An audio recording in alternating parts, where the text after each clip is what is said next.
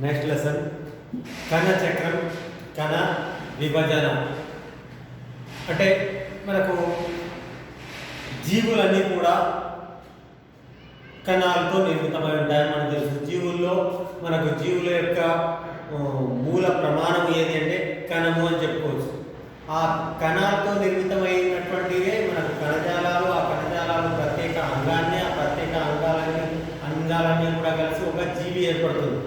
అయితే ఈ రకంగా జీవులు, అది చిన్నదైనా పెద్దదైనా ఏదైనా జీవి కూడా మనకు కణాలతో నిర్మితమైనదని తెలుసు. అయితే ఆ కణం మనకు ఆ కణాలు నిర్మితమై ఉందన్నాం కాబట్టి ఆ కణాల సమూహం అనేటువంటిది ఎక్కడి నుండి ఏర్పడింది?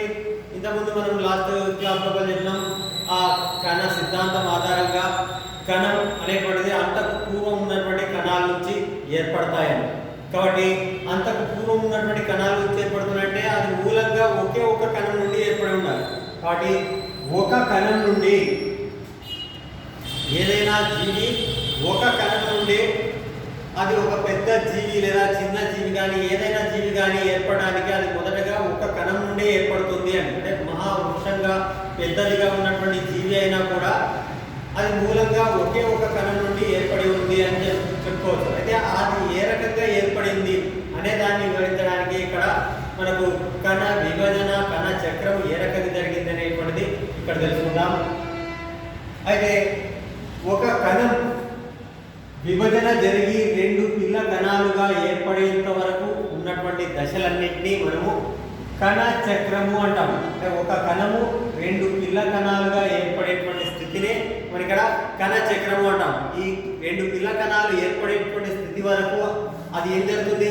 కణం విభజన జరగడం. అంటే కణంలో ఉండేటువంటి కేంద్రకం అనేటువంటిది విభజన జరగాల. కేంద్రకంలో ఉండేటువంటి డిఎన్ఏ అనేటువంటిది వాటి యొక్క సంతతిని, అంటే సంతతిని వృద్ధి చేసుకోవాలి. అంటే డిఎన్ఏ రెట్టింపుగా, డిఎన్ఏ ప్రతికృతి అనేటువంటిది జరగాలి.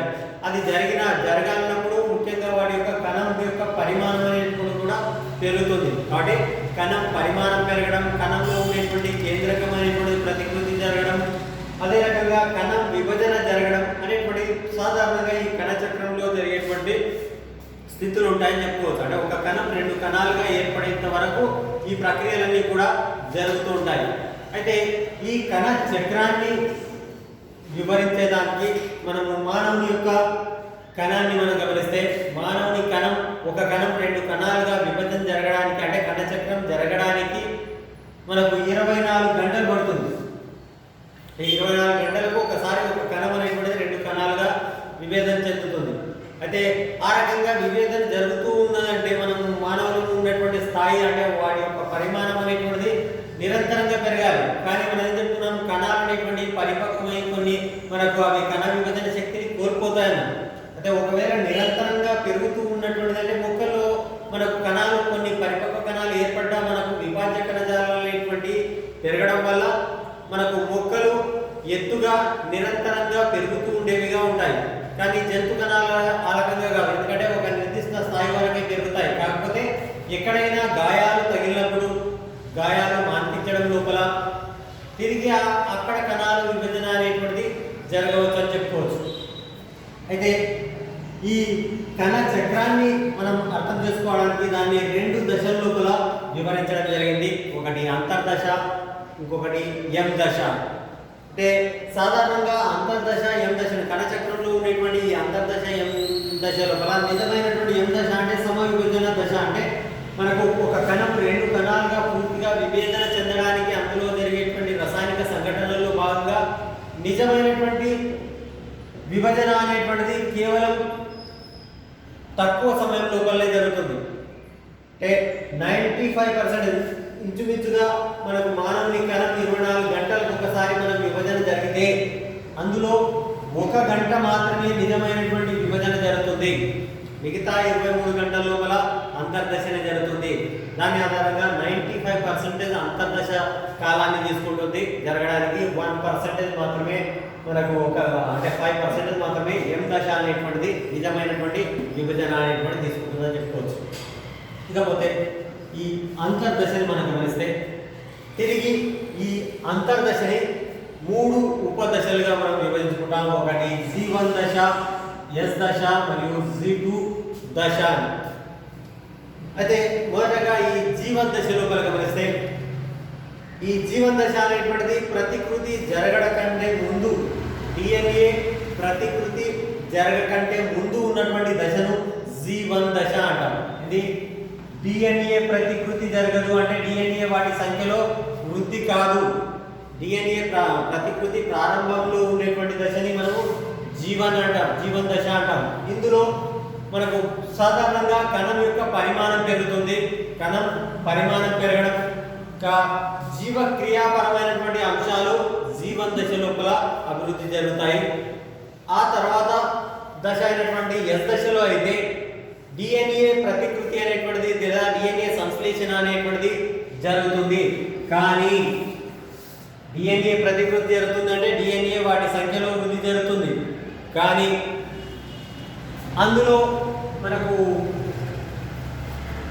డిఎన్ఏ లోపల అంటే ఒక క్రోమోజోమ్లో ఉండేటువంటి క్రోమాటిన్ తంతువులు, మనం లాస్ట్ కణం నిర్మాణం లోపల భాగంగా క్రోమోజోమ్ యొక్క నిర్మాణాన్ని మనం చూసుకుంటాం.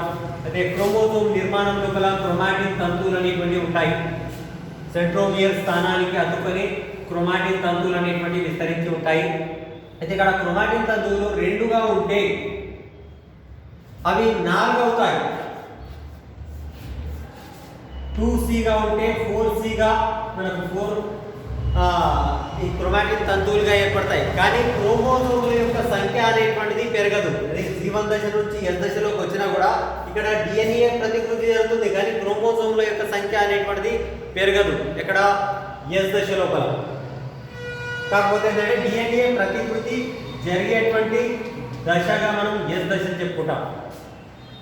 ఆ తర్వాత G2 దశ లోపల మనం గమనిస్తే సమవిభజనకు లేదా ఎం దశకు కావాల్సినటువంటి ప్రోటీన్ల సంశ్లేషణ అనేటువంటిది ఈ G2 దశ లోపల జరుగుతుంది. అదే రకంగా కణం యొక్క పెరుగుదలకు కావాల్సినటువంటి అంశాలను అంటే అవి కణ విభజన జరగడానికి జరిగేటప్పుడు కణం పెరుగుదలకు తోడ్పడేటువంటి అంశాలను G2 దశ లోపల మనకు ఉత్పత్తి చేసుకుంటుంది. ముఖ్యంగా ప్రోటీన్ సంశ్లేషణ అంటే కణ విభజన జరిగినప్పుడు ఆ ఒక్కొక్క 2 కణాలలో సరితూగంగా ఉండడానికి వాటికి కావాల్సినటువంటి ప్రోటీన్ సంశ్లేషణ చేయడానికి ఈ G2 దశ అనేటువంటిది తోడ్పడుతుంది. ఆ తర్వాత నెక్స్ట్గా మనకు ఈ సమ విభజన దశ లేదా ఎం దశ అనేటువంటిది జరిగి మనకు 2 పిల్ల కణాలుగా ఏర్పడతాయి. కానీ కొన్ని కణాలు మనకు పరిపక్వమయ్యి అవి కణ విభజన శక్తిని కోల్పోయి ఉంటాయి అనుకుంటే, అంటే పరిపక్వ కణాలుగా ఏర్పడి విభజన శక్తిని జరగవు అంటే అవి జీవన దశ నుండి ఎస్ దశకు చేరుకున్న తర్వాత ఎస్ దశకు చేరుకోకుండా మనకు నేరుగా మళ్ళీ తిరిగి అవి G0 దశకు విశ్రాంతి దశకు చేరుకుంటాయి. G0 దశ అంటే అక్కడ ఎం దశ అనేటువంటిది జరగదు, నేరుగా ఏంటి G0 దశ అనేటువంటిది ఏర్పడుతుంది. అంటే విశ్రాంతి దశ, అది ఎలాంటి విభజన జరగకుండా స్థిరంగా ఉంటుంది. అంటే కణం విభజన జరిగినా అది పెరుగుతూ వాటి యొక్క సంశ్లేషణ జరుపుతూ అవి స్థిరమైనటువంటి కణాలుగా మార్పు చెందుతాయి. అంటే విరామ దశ జీవన దశ అంటే పరిపక్వ కణాలు స్థిరంగా ఉండేటువంటి దశను G0 దశ అంటారు.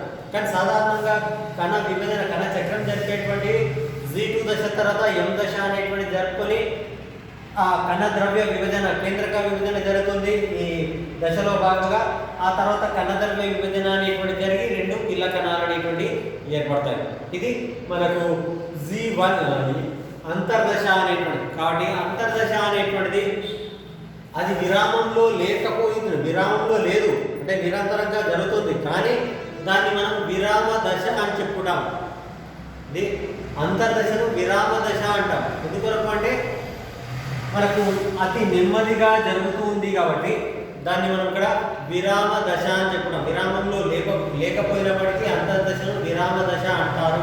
ఎందుకొరకు అంటే వాటిలో జరిగేటువంటి ప్రక్రియలన్నీ కూడా మనం నెమ్మదిగా జరిగి వాటి యొక్క డిఎన్ఏ భాగాలు పెరగడం, ప్రోటీన్ల సంశ్లేషణ అనేటువంటి జరగడం వల్ల దీన్ని మనం విరామ దశగా మనం చెప్పుకుంటాం.